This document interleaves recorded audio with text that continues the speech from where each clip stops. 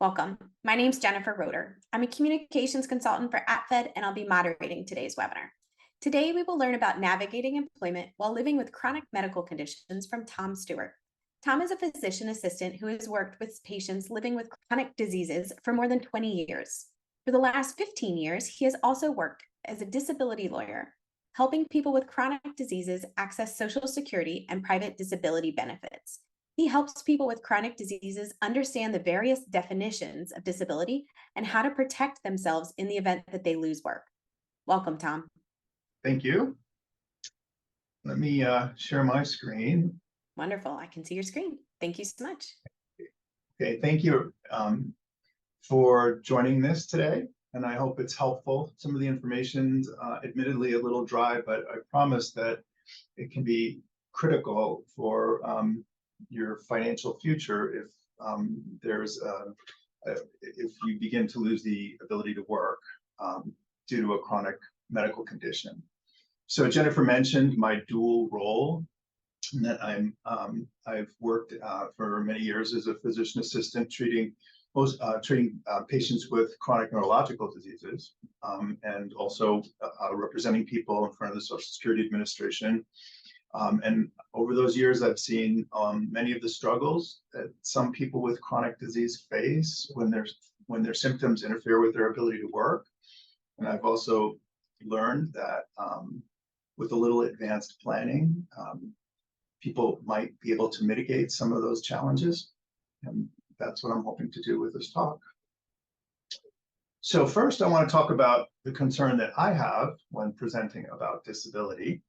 I want to avoid the implication that people with chronic diseases are necessarily going to lose their ability to work. Of course, that's not the case. I don't believe that. But it's sobering to know that approximately 1 in 4 of all 20-year-olds will lose the ability to work prior to retirement age. This statistic is not restricted to people with chronic diseases. It refers to all 20-year-olds. So the point is that it's a good idea for everyone to know how to protect themselves should they lose the ability to work, not just those with chronic diseases. So I hope that nothing in my talk is discouraging at all. So the most important disability program for workers, by far, is the Social Security Disability Insurance Program, also known as SSDI. So think about, in your own life, what would be lost if you had to stop working due to an illness. Of course, there are many factors to consider, such as the loss of identity and social interactions. But the main damaging consequences of losing the ability to work would be the loss of income and often medical insurance. And SSDI is intended to, and in fact can, hugely mitigate the consequences of losing the ability to work by providing modest replacement income. And so we can, briefly, how much money are we talking about? It ranges from about $1,000 on the low end for people who have been low earners for their whole life to about $3,000 per month for high earners. And you can see here that the average is about $1,300 or $1,350 or $1,400 per month. And so Social Security Disability Insurance also comes with an award of medical insurance in the form of Medicare. So it addresses some of the big losses if you become unable to work. So you're eligible for Social Security disability benefits if you've worked long enough, paid Social Security taxes, sometimes referred to as FICA taxes, and importantly, have worked recently enough. Most people are eligible for SSDI benefits if they are found disabled. There are some exceptions, however. Some public employees and railroad workers pay into analogous systems that work a lot like Social Security disability insurance, but of course there would be some differences. But on the other hand, there are some people who have not worked in the last 5 years, or people who've worked only intermittently over the last 5 years, as sometimes happens among those with chronic disease. And they may not, and if you're among those, you may not be eligible for SSDI. So when in doubt, if you've had an intermittent work history over the last 5 years, or haven't worked in the last 5 years, the only solution to find out if you're eligible for SSDI, that is, you have insurance through the program, is to call the Social Security Administration to find out whether you're currently insured for purposes of disability insurance. Okay, so I think it's helpful to imagine what it would be like if you had to go through this process of applying for Social Security disability benefits. So let's imagine a scenario. Imagine you've been white knuckling it at work for the last year, and your boss has begun to notice that you're no longer keeping up with expectations, and you've had too many absences, and your boss has said something about that. And let's make it an even more difficult case and assume that you don't have a spouse who's working and you don't have private disability insurance, something that I'll talk about later. And in my experience, this situation is not rare. A single person without private disability insurance who loses the ability to work, or is in the process of losing it and is scared and wants to know what their options are. So, of course, hopefully they'll know that they have an option through the Social Security disability insurance. And so if the first thing someone might want to know is whether, what they would want would be to keep working until they get Social Security disability insurance and then stop working. And unfortunately, it doesn't work that way. If someone is working for more than what the Social Security Administration considers to be substantial gainful activity, she's not disabled no matter how severe her symptoms are. In 2023, SGA is $1,470 per month before taxes.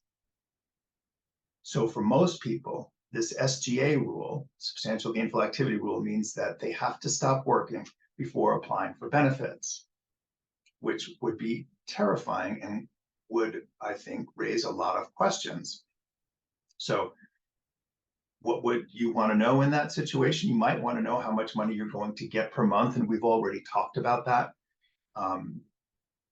The average is about $1,400 a month, but it's highly variable based on what you've paid into the Social Security Administration.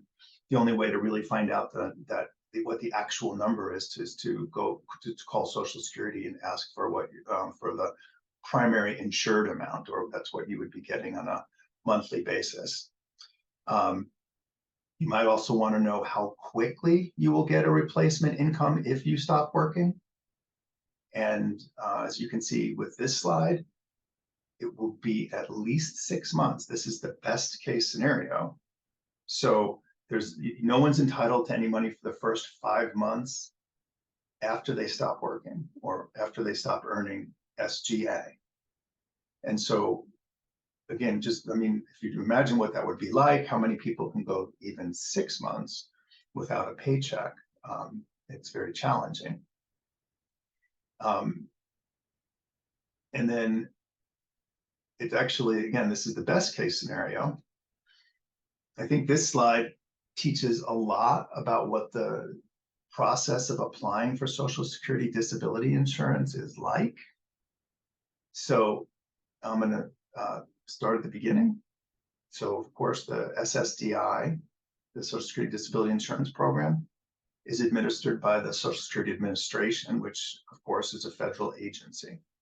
The federal agency contracts with state agencies in every state and district, known as Disability Determination Services, or DDS, which is the agency that makes initial determinations regarding disability. So when somebody applies for disability, they're at this initial stage. So getting a decision can take about 6 months. And as you can see here, about 70% of the time, Social Security denies the claim after 6 months. So, and it's much worse for people who are under 50. And so if your claim is denied here, as it often would be, then you get to request reconsideration here through the state agency, again, the same agency that denied you in the first place. And this takes another 6 months, approximately. It can take longer, it can take 8, even 12 months.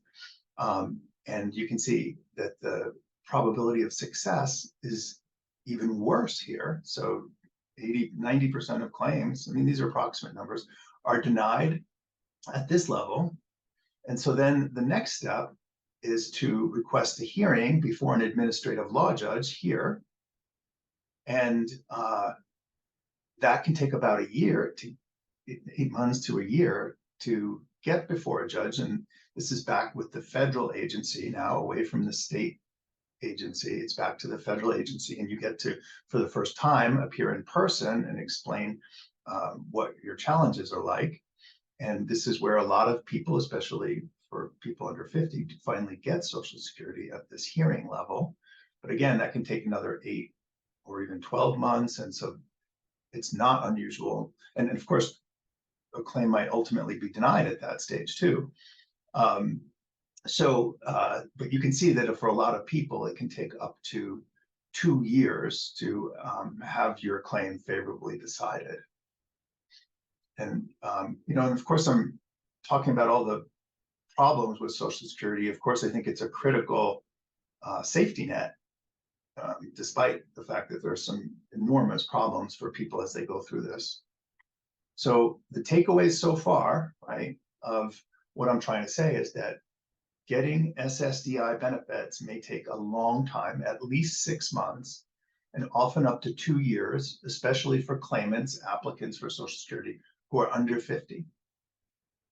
So one of the implications of this is that you should get private disability insurance if you can. Usually, often, not always, this is available through your employer. And if you do that and you have a chronic disease, you should know that there's a pre-existing disability clause that will prevent recovery during the first 12 months of employment. So if you go to work somewhere, get their private disability insurance, you can't file, and you already have a chronic disease, you can't file a claim for disability based on that chronic disease on like day 2 of your employment. The pre-existing condition would no longer prevent recovery after the first year of work, though. So if it's available, I think it's a great idea. And I've seen people with really very severe diseases. I'm thinking of Huntington's as an example, where disability is almost a certainty in that case, and not choosing to get this, which I think can be disastrous down the road. And then the third implication, I guess, of what we've covered so far is that you need to make sure that your record supports your disability claim. And that's to improve your odds of success if you need to go through the process of applying for disability benefits. So I want to spend a little bit of time, talking about the importance of the medical record. So when you apply for disability, I think you should know, if you do, that the truth is not what matters in your claim, really. So all the troubles you're having with your life and all of the fatigue and the pain probably is not going to determine whether you get disability benefits unless those challenges are reflected in your medical record. So the truth doesn't matter, the medical record does. I think another misconception is that a diagnosis does not qualify you generally to get disability benefits without severe symptoms and limitations related to the diagnosis. I think another common misconception is that people think that what Social Security needs is for their doctor or other clinician to indicate in their medical record that they're disabled. That's a conclusion, and that will not help at all in a Social Security case. On the other hand, a clinician, your physician, nurse practitioner, physician assistant, primarily, description of your specific limitations can be critical to the claim, and so are the examination findings. So I'm going to talk a little bit, I don't know what's going on here, about the difference between symptoms and limitations, because I think this is the primary problem for many people who apply for Social Security, namely, that their medical record includes their diagnosis and their symptoms, but not their limitations. And ultimately, it is the extent to which your medical record supports or includes your limitations that will determine whether you get disability benefits. So what's a symptom? A symptom is just a way to describe the experience of having an illness very generally. So as an example is fatigue. So of course that can be a symptom of many different diseases. But in general, that's not going to be enough, or that may not be enough to support a claim for disability. So what's important is to include the limitation related to fatigue. So a limitation is the so what of your symptom, right? So for example, your fatigue is so severe that you need to take an hour rest every day, or nap in the middle of the day, or take breaks even after simple activities like taking a shower, right? So what's the consequence, the so what of your symptom? And because that limitation is what would best support a claim for disability. And I think a lot of us are trained maybe by our clinicians to talk in a shorthand. Yes, I have fatigue, or I have pain, or I have cognitive problems, etc., without explaining what that means in terms of their function. So I have some other examples here. So if this may not be so applicable to people with eosinophilic diseases, but an abnormal gait is an important symptom to convey through an application for disability benefits. But better than just having a gait abnormality would be to explain that the gait abnormality is so severe that you can't walk more than 100 feet with a cane without needing to take a break, or whatever, of course, the particular facts are. Other limitations would be important to record would be difficulty with fine motor movements. So not just upper extremity and coordination, but difficulty managing a keyboard, or tying shoes, zipping, maybe using cutlery, whatever the consequence is, would be important to include, along with your explanation to your doctor of your challenges, upper extremity limitations, or upper extremity and coordination, some specific consequence. It's important to describe any help you need with activities of daily living. So these would be the more severe cases, right? So difficulty with dressing, bathing, toileting, or eating. More commonly for people who are applying for disability benefits, it's things that are usually imply more independence. So people start struggling with what's known as the instrumental activities of daily living. And I have some examples here: shopping, housework, laundry, medication management, and meal preparation.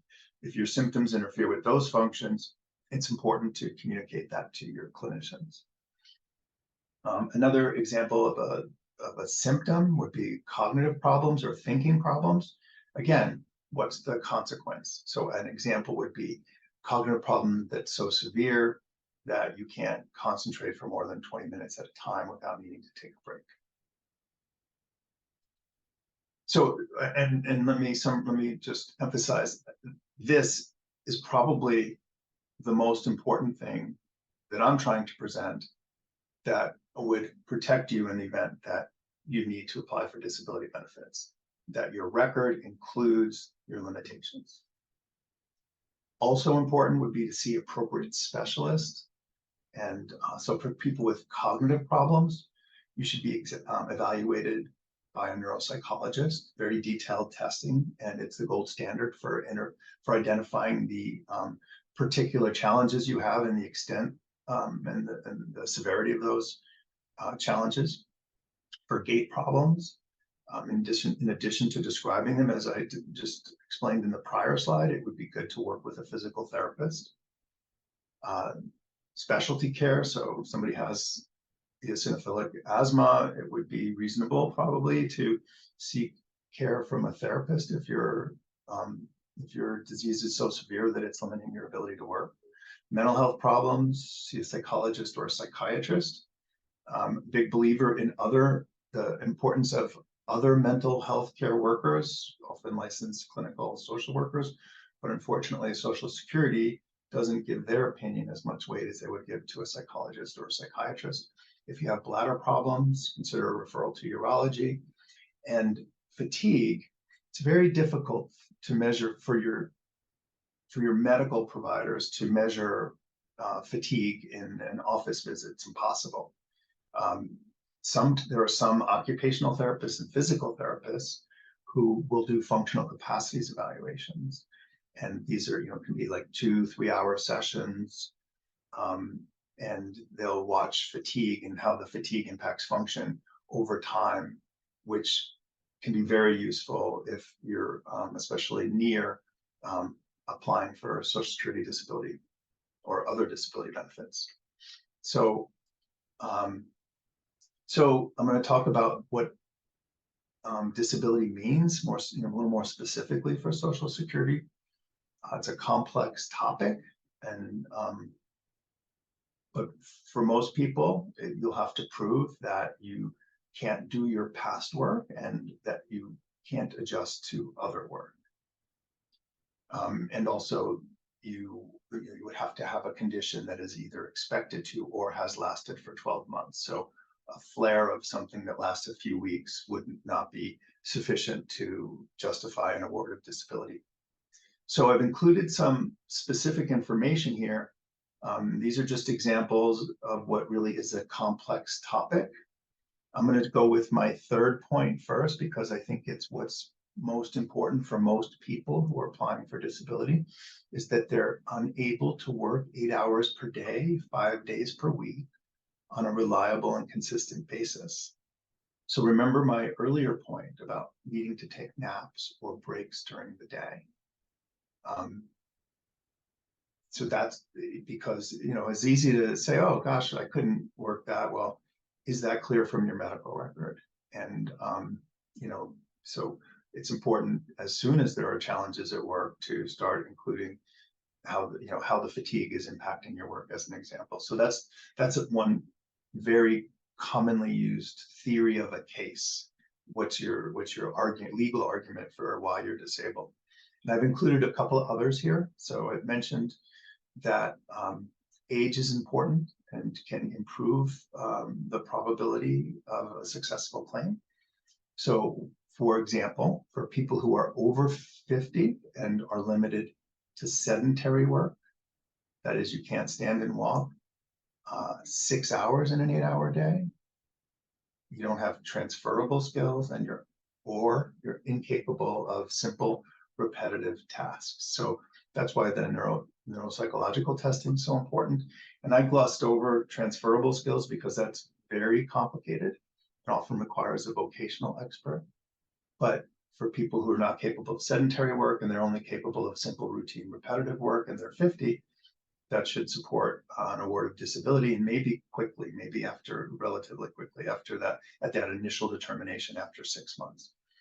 And for people who are over 55, the rules are even a little more generous. So for people who are limited to light work, that is lifting 10 pounds frequently and 20 pounds occasionally, and only capable of simple repetitive tasks or do not have transferable skills,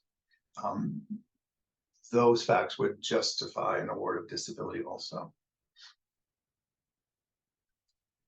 Okay, we've talked a little bit about this, Medicare. So in addition to an income, an award of Social Security disability benefits would also come with Medicare as a benefit. Unfortunately, there's a 30-month delay in getting Medicare from the time you stop working, which is terrible public policy, I think. It's based on the idea that people can just use COBRA benefits to access care until they get Medicare. I think that's a bad idea because most people can't afford to pay for COBRA once they're no longer working. And very fine point, but most people are aware that COBRA can be used for up to 18 months. Well, if Social Security finds that you're that you're disabled and that you were disabled immediately when you stopped working, you can tack on another 12 months, which is where they come up with the 30-month waiting period for Medicare. So what do people do in that situation? Well, while you're, I mean, it can be very difficult. Usually, if you haven't started receiving Social Security income yet, and you don't have any other source of income, you'd be eligible for Medicaid in those states that have done the Medicaid expansion, or through the Affordable Care Act. Again, if you're pending Medicare and can't afford COBRA. Okay, so we're going to switch gears now, and I'm going to talk about tools for staying in the workforce. And, we've been talking about what happens when you can't stay in the workforce, and now we're going to talk about how you can stay in the workforce longer despite your symptoms. And I'm going to briefly cover FMLA, FMLI, so that you can see one's the federal law, and FMLI, Family Medical Leave Insurance, is state law in many states, and I think I've listed them here. We'll talk about the briefly again, the Americans with Disability Act, the importance of reasonable accommodations, and then finally I'll talk about the importance of partial private disability insurance, another reason to get private disability insurance if available. So starting with the FMLA, so this provides unpaid leave, but job protected leave. So people can care for themselves and close family members, and with insurance through the period, up to 12 weeks of leave in 12 months. So it's a very important benefit, but it's limited. It only applies to relatively large employers rather, with 50 or more employees. But people will be eligible with even part-time work. So if people have worked 1,250 hours during the prior 12 months, they're entitled to the protections of the FMLA.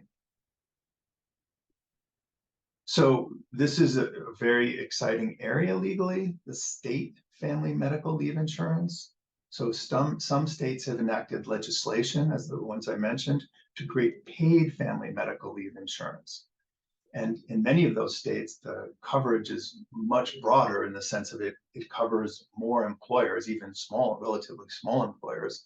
I know in Colorado that's true, that almost every employer is covered, is part of this system. And so if you need leave up to 90 days, it can be paid. That's a sea change in the protections for people with chronic diseases who may need to be absent from the workforce to get treatment due to fatigue, a flare of symptoms. And many other states have pending legislation. So watch for it in your state. Okay, and then the ADA, the Americans with Disability Act, employers who have at least 15 employees, most employers with at least 15 employees must make reasonable accommodations to the known physical or mental limitations of an otherwise qualified individual with a disability. And for smaller employers, there are also many state laws, analogous state laws that would apply for smaller employers. So check that in your state. The main thing I want to teach about the reasonable accommodations, like what is a reasonable accommodation? It's highly variable, fact-specific question. What is it that your employer should do for you if you need an accommodation? And it's, there are some examples provided by the ADA. So, physical changes to make places accessible, of course, wheelchair ramps would be an easy example of that. Restructuring a job, offering part-time or modified work schedules, offering to reassign people to other jobs, and then making modifications to equipment. The potential examples are so numerous that I'm not going to try to get into that, and it's a little bit beyond my expertise also. But I would like people to know about this website. It's really excellent. I think it's paid for. I think it's apart from, but paid for the Department of Labor. I've looked on their website, you can look up by disease, you can look up by symptom, and then accommodations are suggested. And not only is it an excellent website, but there's excellent phone support. I've called the number and immediately somebody picked up. When somebody didn't know an answer to my question, I was escalated to somebody who did. So if you have any questions about what is or is not a reasonable accommodation, a good place to start would be with this Ask Jan, the Job Accommodation Network.org. And then finally, talk about partial disability benefits. So some policies, some private disability insurance policies provide for partial disability benefits. So let's say you can't work 40 hours per week. You may be able to work 30. Have the partial private disability insurance in place, keep your benefits, and get paid not only, of course, for the 30 hours you work, but often 60%, that's what most long-term disability insurance companies pay, for the 10 hours per week that you're not working. And this may be tax-free. So this is one of the most underused and important ways for people who are struggling with fatigue to stay in the workforce longer than they would otherwise be able to. So I'd like to thank the Rocky Mountain MS Center, which has for many years supported my work helping people with Social Security disability insurance, getting that, and education related to that. And then I'll include my phone number here. If anyone has any specific concerns, I have offer free one-on-one consultations. Thank you very much. And I've left some time for questions. Thank you so much. We really appreciate all those details. There are so many intricacies to this for sure. So one question coming in is, when should you consider private disability insurance? You talked about the importance of it. Is it something everybody should have? Is there a certain point in your medical journey that you should consider getting it? So I have come across people who weren't allowed to get it if they didn't initially purchase it when they started working somewhere. So they would only be available in a few cases at least after a medical review if you don't get it right away. And then if you have a chronic disease, it might be denied. Mm-hmm. So my recommendation would be to get it as soon as you begin working somewhere that offers it. Also, that starts the clock on the 12-month period that you need to wait before the pre-existing disability clause goes away. I don't know if that answers the question. Hope so. It is helpful. And so the reason I'm sorry, let me clarify. The reason it's so important to get it through an employer is that people with, depending on the situation, right? So eosinophilic diseases is such a broad category, but for some people with disability, and I'm thinking of MS, which is really the world I've worked in the most. You know, if you have an MS diagnosis and you try to get private disability insurance on your own, it's going to either be, unavailable or prohibitively expensive. When you are working, and mostly with large employers that offer that, it's not going to be prohibitively expensive. It'll be affordable. So that's why it's so important to think about it in terms of a workplace benefit. That's helpful. So you talked a fair amount about the importance of making sure that your challenges or limitations are reflected in your medical record. Since the medical record isn't something that you're writing yourself, how can you ensure that that information is documented? Great question. And you can't, right? You're not in control of it. I think you can ask that, that some of these challenges be included in your medical record. I think that's something that would be reasonable to do. Look at your medical record. Don't obsess over every detail. You know, if it says something happened in January and it really happened in, I don't know, 2 months earlier, you don't have to worry about that unless for some reason that's important. No reason to obsess about the details in there, but to look at your medical record and to make sure that some of your limitations are included I think is a reasonable thing to do. And then when you follow up to ask that those facts be included. But yeah, you're right. The question implies that you can't control it, and then sometimes it is unfair. And I've seen that very often. What's the case that's coming to my mind right now is a woman who actually was severely affected by MS, who was in a nursing home. And she was denied disability benefits because the neurologist had just charted normal examination. A good neurologist happens to know him, it didn't matter except for this. And so he charted a normal neurological examination, and that person's disability claim was denied. So yeah, you can't control that, and bad charting is the reason a lot of disability claims are denied initially. Sounds very challenging. Can you please touch on at what point during an interview process you should disclose your health challenges? And this is an opinion, right? This is not the law, right? Of course, my opinion is that you should not. That there are some, if you can do the job, there's nothing to disclose.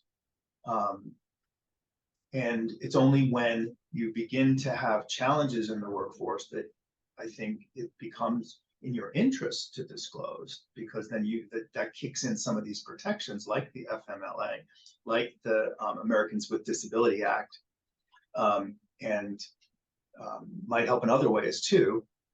So, but I don't think you should in an initial interview. I think that there might be an exception where, like for government jobs, where sometimes having a disability can improve your chances of getting a job. Of course, that would be an exception. But I don't think it's a good idea otherwise to disclose at that point.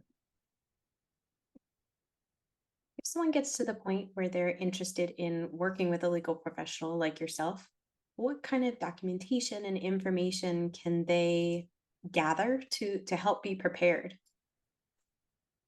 I don't really need, like, speaking for myself, I don't need it and too much information.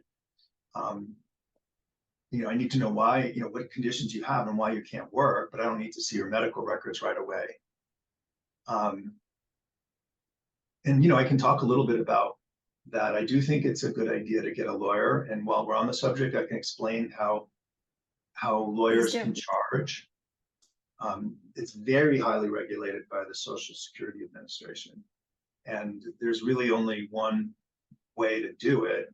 In a practical sense, it's 25% of retroactive benefits up to a statutory cap of $7,200. So, and that comes out of money that you would, from back benefits from Social Security. So nothing needs to be paid up front. And, it would be against the law for a lawyer to do it like that for Social Security claims. What I didn't say, I guess, I did talk about how long that the process can take. I hope I emphasized that it can take up to 2 years. But typically what happens, and it doesn't have to happen, it doesn't always happen, but often at that point, if you're at 2 years, it would be you're in front of an administrative law judge, and that judge would say, okay, you've been disabled since you stopped working, so we're going to pay you all the way back to when you stopped working. And so for most people, it's usually a question of when you're going to get the money, not whether you're going to get it. And it's still, of course, it's a critical problem to make it for 2 years without an income, but at least that money comes back. So if somebody has an income of 2,000, just to give an example, if somebody has an income of $2,000 a month and you get 20 months of back benefits, you'd get a check for $40,000 less whatever you paid for a lawyer up to, and so the cap would come into play. 25% is $10,000. It would be capped at $7,200, and then if Social Security does its job right, which it usually does, it would send a check to your lawyer for $7,200, and then whatever that is, the $38,800 to the claimant. And Thank you so for that that's how distribution. lawyers get paid. But it makes sense to get somebody, you definitely need one, again, opinion, that when you go to a hearing, the process is too formal. In fact, most judges will say, you sure you don't want to get a lawyer at that point if you're at a hearing by yourself? On the other hand, if you get a lawyer involved early, the fee is usually pretty low because there might be no back benefits. There are plenty of cases where everything goes great and the legal fee is literally zero.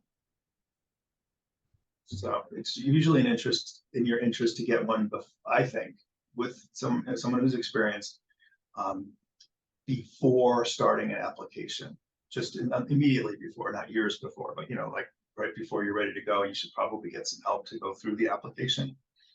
And another point is that because of this is agency law, people in one state can represent people who have a license in one state can represent people anywhere in the United States. That's helpful. Thank you.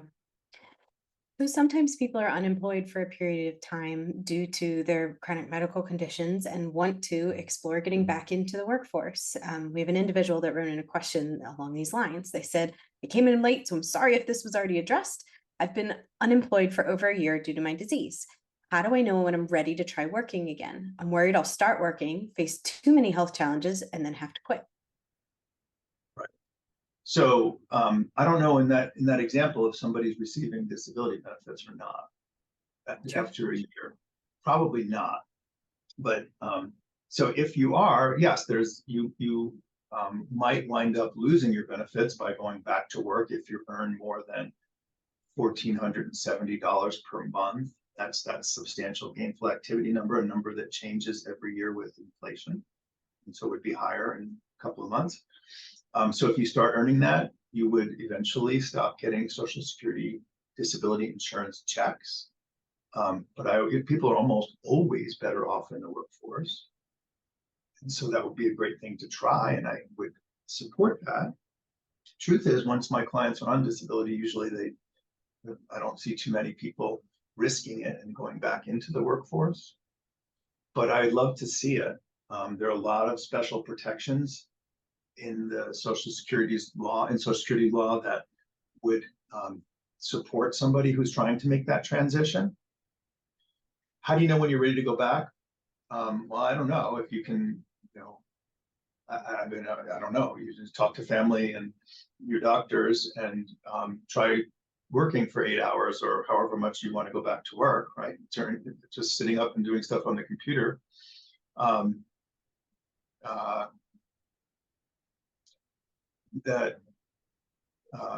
There's one other piece to it is if you have a Social Security claim pending and you've been off for a year and you want to go back to work, you would probably jeopardize your Social Security claim unless it's a failed work attempt. Social Security has special rules for that. So if you can only make work for under 6 months and then you lose your job because of your disability, that would not jeopardize your claim. It becomes then you just have to argue it's an unsuccessful work attempt and maybe even strengthens your claim. So I don't know, in most cases, I would say go for it. Almost everyone's better off in the workforce if they can do it. When you refer to at the end of 6 months losing your job, are you referring to the company saying you may no longer have your job, or you saying I can no longer handle this? Either way. Okay. Right. As long as the facts support it, I think it's reasonable to do. If you have a lawyer, make sure they know what you're doing in terms of trying to go back to work. Yeah. So you talked a lot about the definitions of disability and needing to be able to work 8 hours a day, 5 days a week, and different things. Given the amount of accommodations and things that you referred to, at what point do you ask for accommodations? Because you're saying when you're applying, you don't necessarily need to disclose the information, but at what point when you're in a job, should you consider disclosing the information? And do you have any tips for how to go about that to secure accommodations? So the law, again, Ask Jan is an excellent resource. I would think a phone call there might be useful. The burden on the employer is pretty big to try to work it out with somebody who's seeking accommodations. So I think you disclose when you're ready to seek FMLA or reasonable accommodations. I think you have to disclose it at that point, in fact. But I don't see any need to do it otherwise. I think it's a good idea. I think it's a very informal process. I think it's a great idea to be as collaborative as possible with your employer.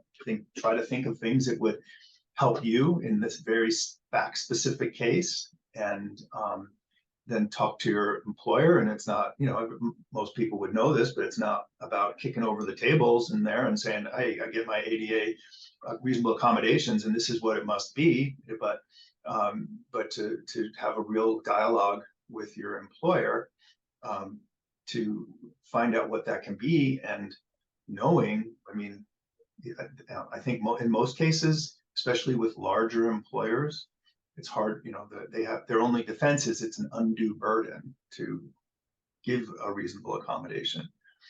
Yeah,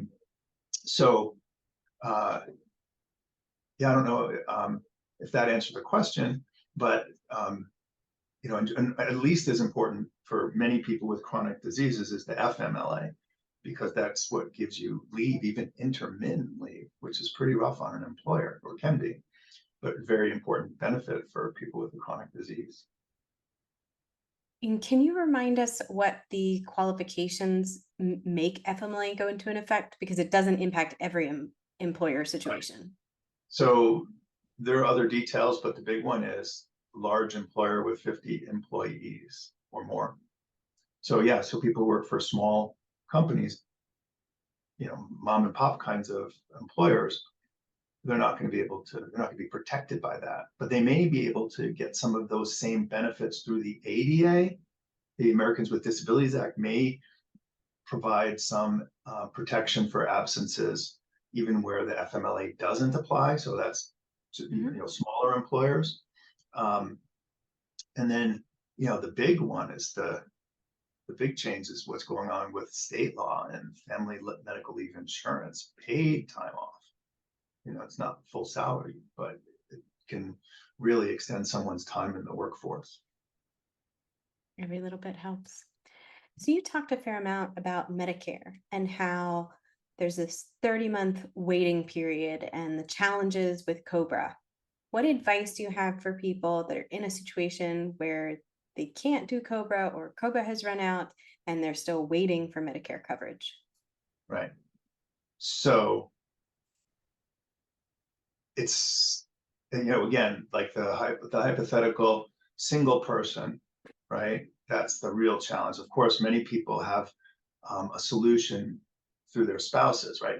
And by the way, of course, the biggest protection for people with a chronic disease, of course, friends and family, right, before government programs. That's what will really help people get through. But in terms of government programs, or it's really the Affordable Care Act or Medicaid, and there are some states that haven't expanded Medicaid according to the ACA. I'm thinking Texas and Florida, big states, right?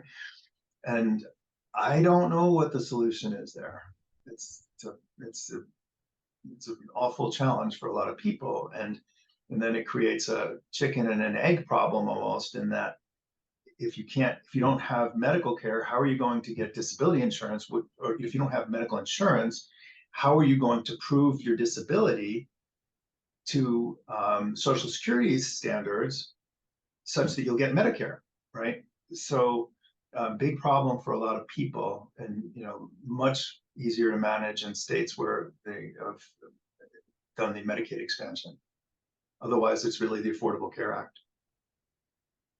Well, thank you. This has all been really insightful and helpful information.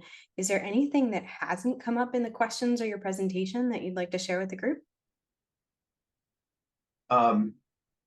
Well, what I noticed is that, and it was right at the end, and I went over it quickly. You didn't ask for any follow-up about partial disability benefits, which is so critically important and underused, right?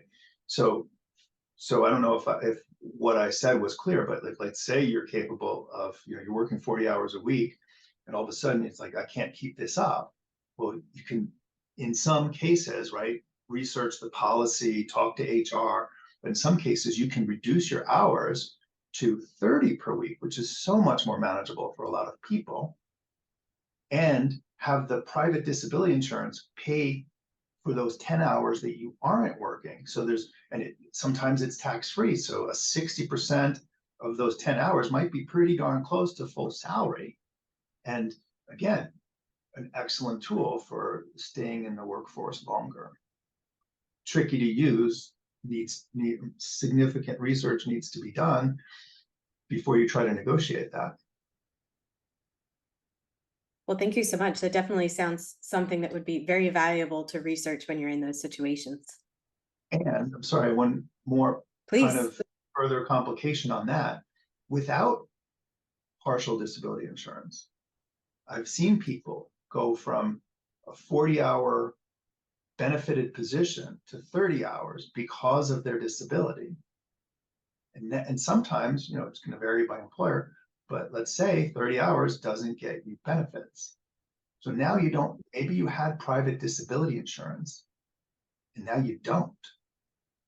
And now when, let's say, and, a lot of times I've seen it 2 months later, you can't even manage the 30 months and now you're not working and you lost the private disability insurance in that process. There might be things to do to fix that, but it's very tricky to go down to part-time work because you may be losing benefits, but there may be ways to protect yourself too, depending on the private disability insurance. Sorry. Thanks. So many intricacies. Thank you for helping to educate us on all the different potential possibilities, and can certainly see how you're a great resource to your clients. Wonderful. Well, thank you so much for your presentation and for all the information that you shared today. We really appreciate your time. It's my pleasure. Thank you for the opportunity.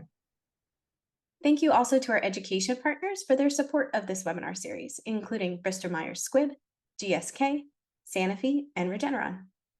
We have more webinars coming up, and we hope you'll continue to tune in and register. Next week, we'll be talking with Dr. Crystal Lynch about tips for transitioning from pediatric to adult care. So check out and hope you'll join us on November 16th at 1:00 p.m. for that one. You can register at apfed.org/webinars. Another great opportunity to continue learning more about eosinophil-associated diseases is by subscribing and listening to our podcast, Real Talk Eosinophilic Diseases. In the latest episode, we talked with Dr. Jenny Huang about her experiences with eosinophilic gastritis, both from being a clinician studying in her fellowship to becoming a patient with eosinophilic gastritis. We think you'll really enjoy listening to that conversation. You can find the episode at apfed.org/podcast, as well as on Apple Podcasts, Spotify, Audible, and more. Another great opportunity to continue learning is by watching the on-demand sessions from our annual patient education conference.